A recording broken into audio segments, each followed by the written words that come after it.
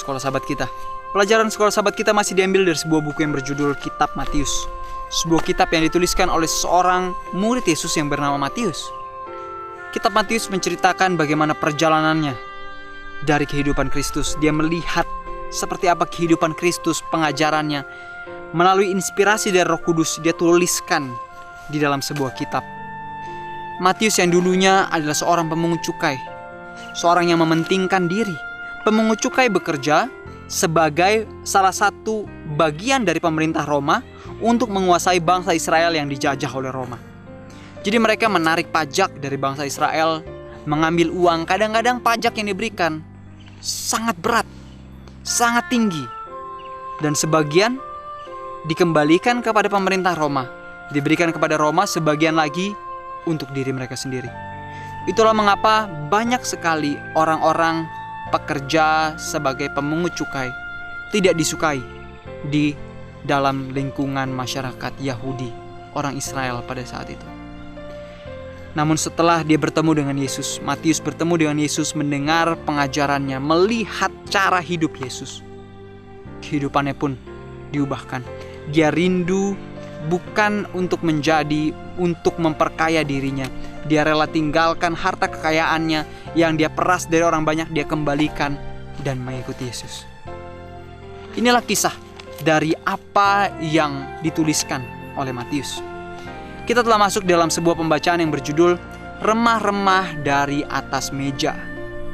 Seperti apa itu remah-remah dari atas meja yang jatuh ke bawah dan dimakan oleh anjing-anjing?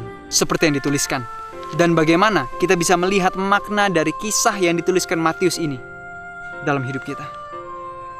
Sebelum kita mulai untuk membaca, kembali saya undang pemirsa di rumah, Anda dapat mengajak keluarga Anda, sahabat Anda untuk datang berkumpul bersama-sama.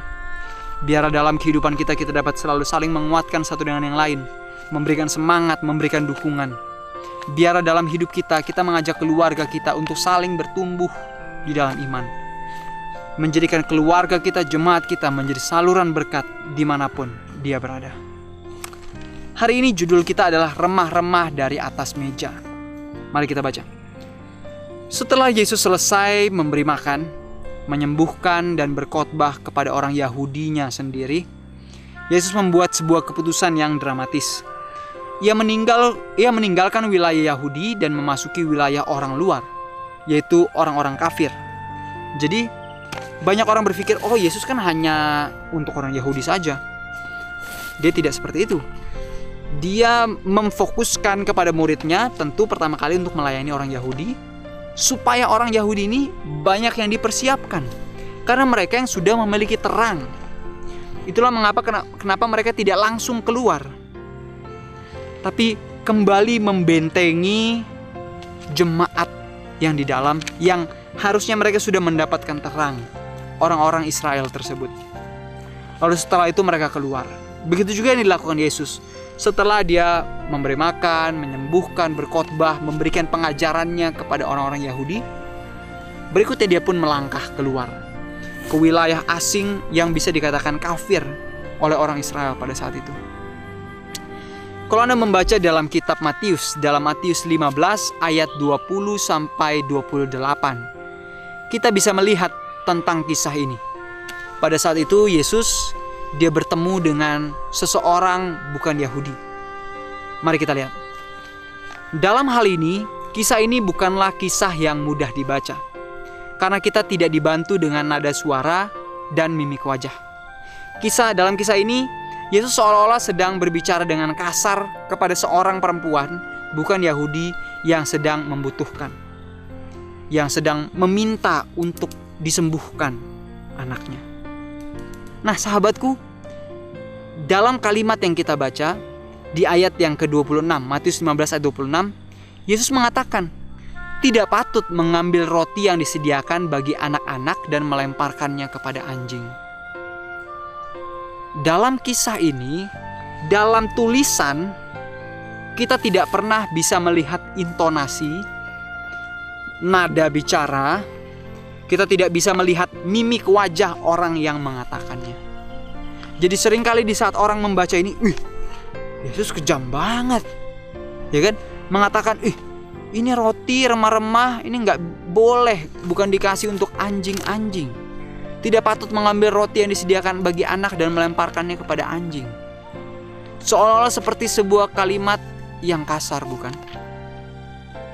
Sebelum kita lanjut untuk membaca, mari kita kembali renungkan apa poin yang kita baca tadi. Di saat kita membaca tulisan, kita tidak bisa lihat mimik wajah orang. Di saat kita membaca tulisan, kita mungkin hanya membayangkan saja, oh kira-kira mungkin dia ngomongnya sambil marah nih. Oh dia pasti sambil kesal nih. Oh intonasi suaranya pasti sedang teriak-teriak. Kita sering berpikir seperti itu. Padahal itu hanya tulisan. Berbeda dengan pesan suara di saat kita bertelepon atau bertatap muka. Kita bisa lihat wajahnya. Tapi teks atau tulisan tidak bisa. Kita hanya bisa membayangkan. Itulah yang terjadi dalam kisah ini. Di mana kita hanya bisa baca tulisannya, kita tidak bisa mengambil kesimpulan dengan cepat kalau begitu. Apakah Yesus sedang marah atau sedang kesal kepada wanita ini? Atau bagaimana cara Yesus berbicara? Mari kita lihat bagaimana aplikasinya dalam hidup kita. Seringkali dalam kehidupan, kita lebih sering di saat kita membaca tulisan, membaca SMS, email, atau pesan tertulis lainnya. Kita seringkali mengambil kesimpulan dengan membayangkan dalam pikiran kita seperti apa mimik wajah orang yang menuliskan tulisan itu. Oh, kadang kita langsung membayangkan seperti apa di saat dia berbicara, intonasinya. Oh, pasti ini sedang marah-marah atau yang lain. Pernahkah Anda membaca SMS langsung Anda merasa, wah kayaknya ini orang kenapa sih marah-marah? Pernahkah? Kita sering menganggap bahwa oh di saat kita baca tulisan seolah-olah orang itu sedang marah atau sedang memberikan perhatian yang berlebihan. Sering kepada pria dan wanita, di saat mereka mendapatkan respon mungkin dalam pesan tertulis, langsung merasa, wah dia berikan perhatian kepada saya. Mungkin bukan seperti itu. Seringkali kita mengambil sebuah konklusi lebih cepat, terlalu cepat. Jadi itu artinya kita sebenarnya tidak bisa mempercayai sebuah makna dari tulisan dalam sebuah kertas. Kita tidak bisa mempercayai atau membayangkan seperti apa sih orangnya di saat dia sedang menulis ini. Di saat ada kalimat yang marah, jangan kita langsung bereaksi, kenapa ini orang marah-marah terus sih? Karena kita tidak lihat mimik wajahnya. Mungkin dia tulis seperti itu, tapi mungkin dalam wajahnya, dalam pengungkapannya, dia bukan sedang marah. Yang kita lihat saja, yang kita dengar saja bisa salah maknanya. Apalagi yang tertulis, hanya sekedar tertulis. Sahabatku, pelajaran pertama kita kembali diajak untuk berpikir positif. Di saat ada seperti tulisan yang menyinggung, jangan langsung dengan cepat kita menjadi kesal atau marah.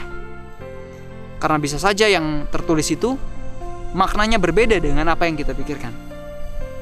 Mari kita lanjut. Bagaimanakah jika Anda yang mencoba pendekatan ini? Jadi pendekatan dengan cara Yesus seperti itu. Contohnya, jika ada seseorang yang bertanya, bolehkah saya meminta makanan Anda? Atau bolehkah saya meminta buah yang Anda punya itu? Lalu apakah kita akan menjawab, tidak patut melemparkan buah kepada anjing? Benar-benar itu seperti sebuah cara menjawab yang tidak bersahabat, bukan? Namun, berikut ini ada beberapa hal untuk dipertimbangkan. Pertama, memang benar bahwa pada waktu itu orang-orang Yahudi menyebut orang bukan Yahudi sebagai anjing. Jadi bayangkan, yang Yesus katakan itu kelihatannya umum bagi kebanyakan orang Yahudi, karena orang Yahudi menyebut orang bukan Yahudi seperti anjing. Memberikan gambaran tentang anjing-anjing kudis yang berkeliaran di jalan. Tetapi di sini Yesus bukan menyebutkan mereka seperti anjing yang kudisan di jalan, tapi lebih menunjukkan kasih sayang, karena yang disebutkan maknanya seperti anjing kecil atau anak anjing.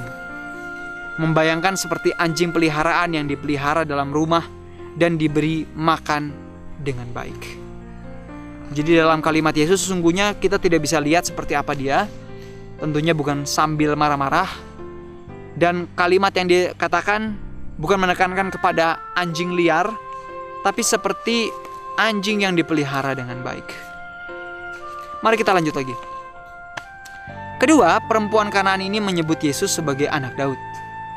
Ini menunjukkan keakrabannya dengan keyahudian Yesus. Seperti seorang guru yang baik, Yesus berdialog dengan dia dan mungkin sedang mengujinya. Craig Kinner menulis, barangkali dia menuntutnya untuk memahami misi dan identitasnya yang sebenarnya, agar dia tidak memperlakukannya seperti salah seorang dari banyak penyihir keliling kepada siapa kadang-kadang orang-orang bukan Yahudi bermohon untuk mengusir setan. Jadi Yesus juga seolah-olah seperti hendak menunjukkan kepada wanita ini bahwa dia ini bukan penyihir keliling loh, yang kalau meminta sesuatu orang meminta lalu seperti diberikan langsung. Yesus seolah-olah sedang menguji iman dari wanita ini. Sahabatku, sering hal yang sama mungkin terjadi dalam hidup kita. Di saat kita berjalan bersama dengan Tuhan, seolah-olah seperti Tuhan memperlakukan kita dengan cara yang berbeda. Tapi sebenarnya Tuhan tetap memperlakukan kita dengan kasih.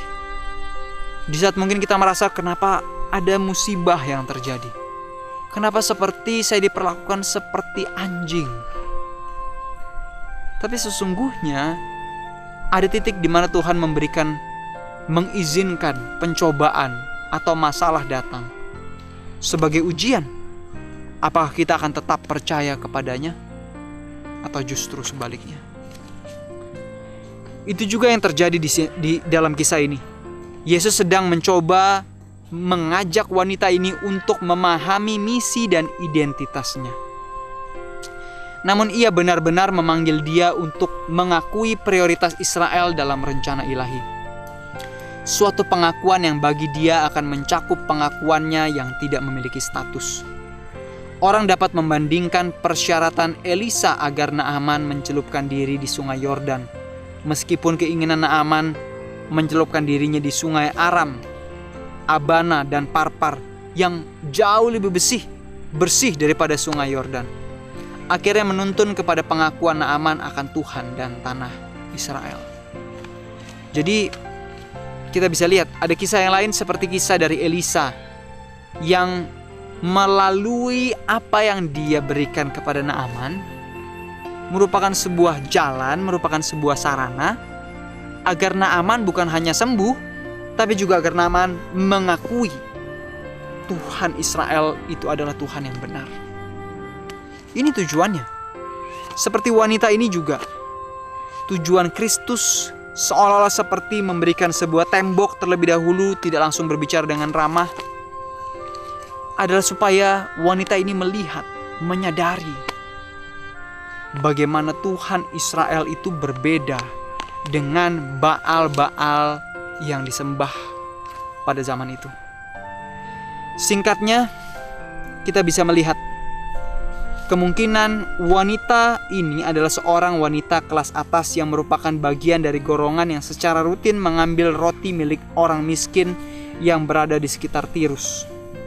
Sekarang Yesus membalikan hubungan kekuasaan, karena roti yang Yesus tawarkan pertama-tama adalah milik Israel. Orang Yunani ini harus memohon pertolongan dari seorang musafir Yahudi. Jadi kita bisa lihat salah satu alasan yang lain adalah karena wanita ini seperti orang, mungkin seperti pemungut cukai juga, yang mengambil roti atau mengambil hak dari orang lain. Hak dari orang Yahudi juga. Itulah mengapa di saat Yesus menawarkan roti kesembuhan, roti kehidupan, wanita ini harus memintanya dengan sungguh-sungguh, bahkan harus menurunkan harga dirinya agar dia memperoleh yang Yesus tawarkan. Pertanyaan bagi kita pada hari ini adalah, seberapa besar keinginan kita untuk memiliki, mendapatkan apa yang Yesus tawarkan? Seberapa besar keinginan kita Apakah di saat kita tiba-tiba di hadapan kita ada tembok besar, lalu kita mulai berpikir, temboknya terlalu besar, saya nggak mau lewati itu. Bayangan ketika wanita ini dihadapkan kepada kalimat yang Yesus katakan, bukankah tidak layak seorang meminta roti yang dikhususkan untuk anak-anak? Mungkin dia akan berpikir, kamu siapa?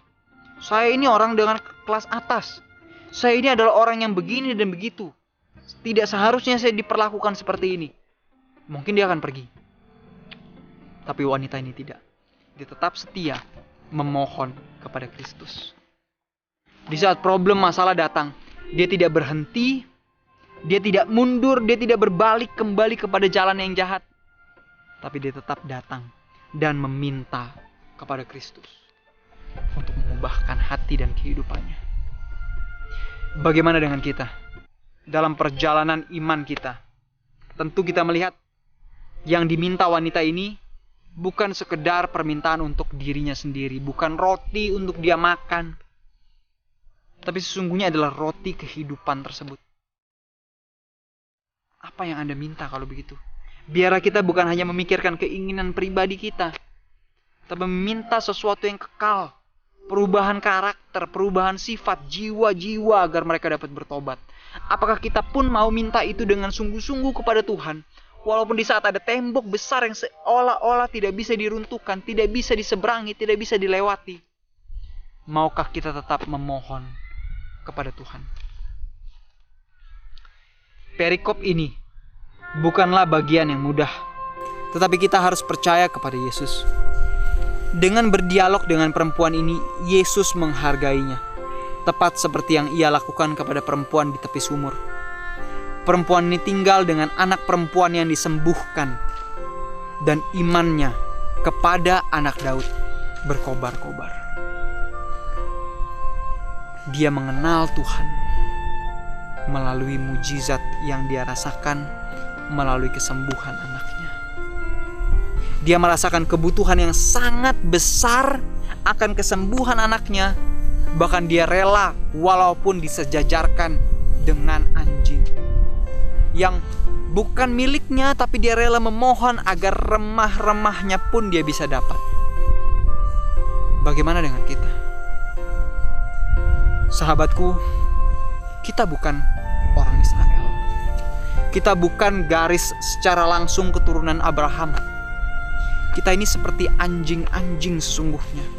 Kalau orang Israel datang kepada kita, dia mengatakan, ya ini seperti kalian ini anjing-anjing. Tapi kita pun memiliki kesempatan mendapatkan remah-remah tersebut. Walaupun saat ini kita dipilih menjadi umat Tuhan, jangan pernah lupakan bahwa sesungguhnya kita tidak layak.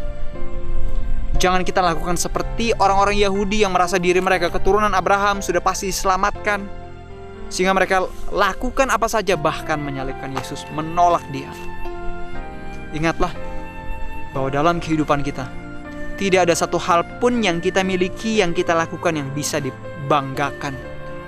Bahkan dalam perbuatan baik kita seringkali memiliki motif-motif yang mementingkan diri. Kita belajar hari ini mengenai remah-remah dari atas meja. Seorang wanita Yunani yang rela memohon terus kepada Kristus untuk kesembuhan anaknya. Dia bukan meminta untuk kepentingannya pribadi. Dia meminta kepada Kristus untuk anaknya.